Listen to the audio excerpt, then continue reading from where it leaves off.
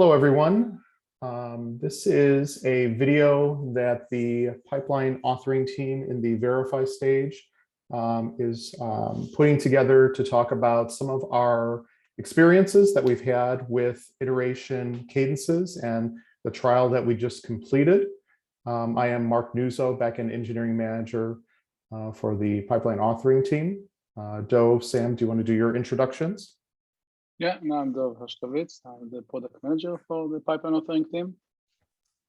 And I'm Sam Beckham, the front-end engineering manager for Verify, including pipeline authoring.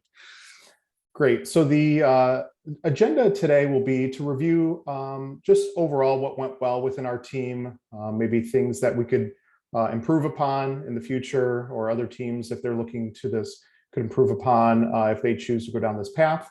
And then talk about maybe some of the caveats with going to iteration cadences if teams are used to using milestone setups similar to what we had in place before.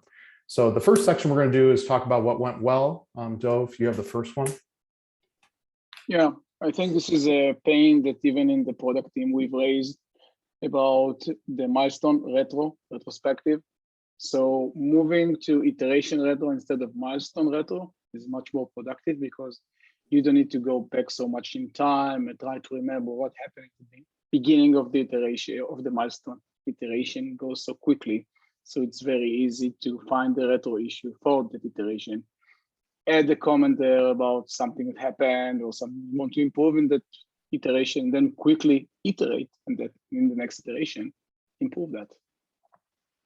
Great, thank you. I think just kind of piggybacking off of that, I think having those insights into those trends in the milestone will just give us a better understanding of planning in general as a team, and understanding things that maybe that are popping up that we have at least better insight to, whereas before sometimes it was more of a guessing game as far as how the work was being distributed and how.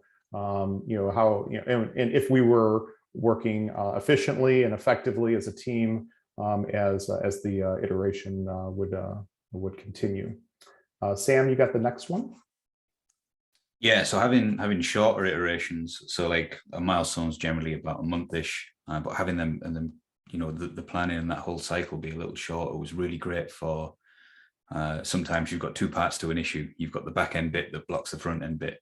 And if it's going to be done in 2 weeks, you can plan that front end bit for so that comes in a bit sooner. You're not planning it in and then having to wait a month potentially, or, risk it being crunch time at the end of a milestone. Like, it's a lot nicer having that quick pace to just go through things.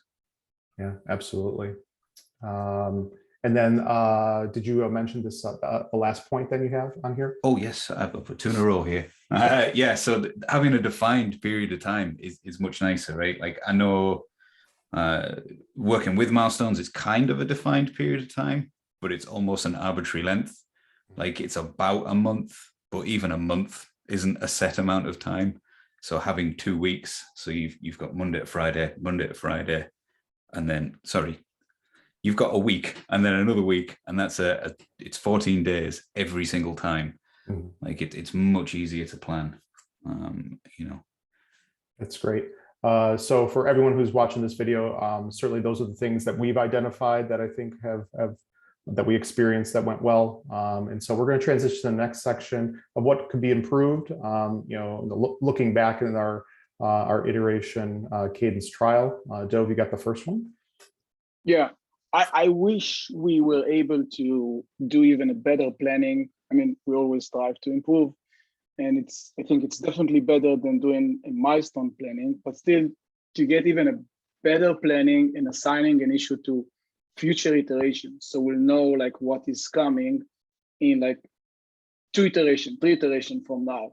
And I know it's difficult because sometimes as you move issues and carry over from an iteration to an iteration, it actually pushes all the issues forward. So sometimes it can create an overhead of work that you need to move issues.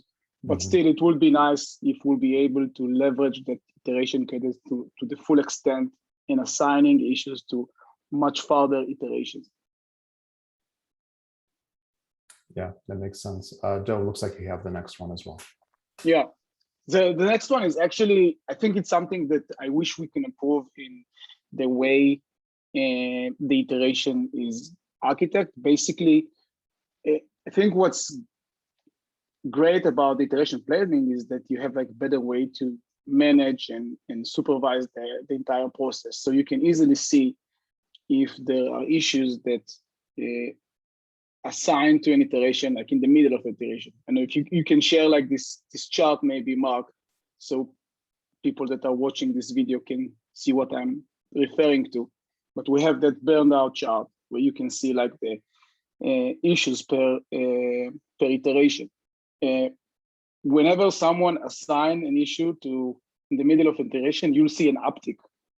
So you can see like, I don't know, 5, 6, 7 issues, and suddenly there will be like an uptick. And I wish we are able to understand what caused that uptick, which issue was just assigned to that iteration that caused that. So right now, we know that it happened, which is better than what was in the past. We didn't know that it happened, but it's impossible to know what caused that uptick. So we need to go through all the issues and see, okay, oh, I see this issue was just like assigned to that iteration. So then we can further triage and understand why it happened. Yeah, I think having insight into that is helpful, because at least it'll help us to see if there's a trend, if it's related to a certain feature, or if it's related to certain things that that have patterns that we can deduce from. So as iteration cadences gets further built out, it'll be interesting to see if these types of things get also incorporated in, because I think it'll help certainly identify those things or understand them better. Sam, you have the next one. Yeah, so I mean, I think this is just something that will improve over time, but like as we're moving into it, into iterations, and we're doing it iteratively, there's this weird sort of mix of concerns where some things are still based on milestones, some things are based on iterations. It can feel a little weird.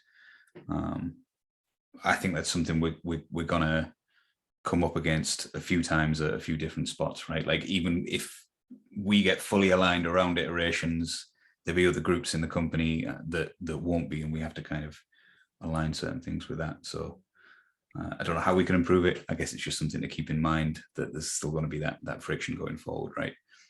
Yeah, I agree. Even in the team, we have designs issue that are assigned to a milestone, and the implementation issue for iteration. We did it because we wanted to do it, because we want to control what we are dogfooding and what we are trying. We didn't want to mix like UX and engineering all together.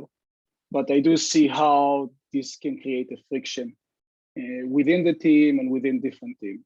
So like hopefully as we get better, maybe everyone will move to work according to the iteration cadence, so we won't have this confusion.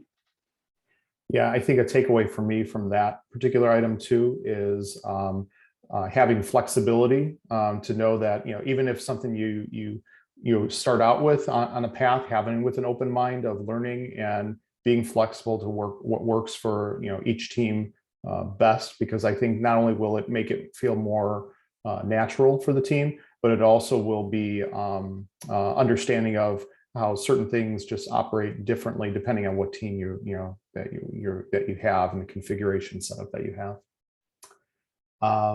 Okay, I have the next one. So just better education up front about why iteration cadences, I think, is being done will be helpful looking back in hindsight, and just how that feedback is collected within pipeline authoring. When we first started this, we said we wanted to learn more about this process, if it made us more efficient, and how that how that was happening. But a lot of some of the questions that came up were what is an iteration cadence? What is the reasoning behind it? And so I think having as much information to provide upfront, or research being done upfront about what is the potential value add to doing this can be make it a lot more streamlined, a lot more smooth as teams explore whether this works for them or not. And then on the flip side, gathering all those feedback comments are very important too. As we just talked about the previous bullet point, having those, having that flexibility or having that ability to implement things that are useful that people are raising as we're going through this is helpful, but being able to collect that information in a straightforward manner, and so that everybody understands, how that's being collected and why we're doing it, will be helpful down the road as well. The last one, which I think kind of extends more to the uptick that we talked about, is potentially looking forward to maybe more in-time reporting in the future, so that in a specific point when you're looking at the iteration cadence graph, you can see like maybe more details around just everything that was happening in that moment in time. What just a snapshot of like the view of maybe issues that were in progress or issues that were added, or maybe just more additional metrics around that will be helpful to understand as iteration cadences evolves and matures. And so having those items will just be helpful more from maybe more from a management standpoint as it relates to velocity, within a given iteration, but then also just the planning in general for future iterations. Okay, great. So the next section, we're just going to talk about a little of the caveats, some of the things that we've learned, and some of the things that could be helpful to other teams who are watching this video. And so the first one, Dove, you want to talk about a little bit? Yeah, don't get confused between iteration and milestone. It happened to me the first time because also I think our iteration fall exactly on the end of the milestone, but iteration could fall between milestones. So you can be like in iteration 3 or 5, and it will be in between milestone. So don't get caught and don't get confused because of that and say, okay, the end of iteration means an end of the milestone. It's not. Which also means that there were issues that were scheduled in an iteration that actually assigned to the previous milestone, but will still be on time, but will be available for user on the next iteration. So something to be cautious about.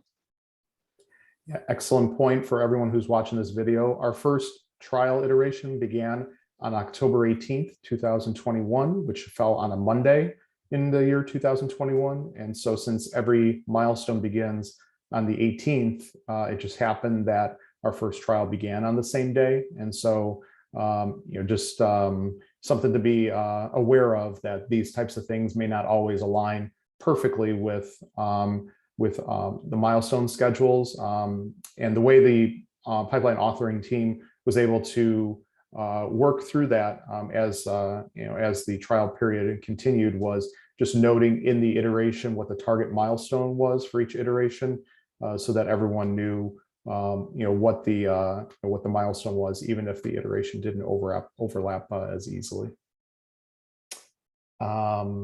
So the next one was just more that I had noted was more around unplanned work when it occurs. Just some of the things you could take away from that experience for future iteration planning. So we talked about it before, but when these upticks occur, sometimes it triggers more curiosity about why that's happening, and just having those flexible conversations with your team to be able to know why these upticks are occurring will provide better insight into future planning. Sam, looks like you have the next one. Yeah, I think I misunderstood the title of this this section. Mine's more of a question, but I'll reword it so that it's words of wisdom like yourselves, right? So having smaller iterations, one of the downsides is that, like, obviously some chunks of work are a bit bigger, and there's much more chance of a chunk of work being longer than an iteration, and there's no accurate way to say we're doing this in iteration 2 and 3 or whatever it is, and you've kind of got to really communicate that that's in one and will also move into the other. I don't think we have a great way of doing it at the minute, but something to be aware of, I guess. Yeah, great point. Dove, you have the next comment? Yeah, I just the last point because I remember that last week we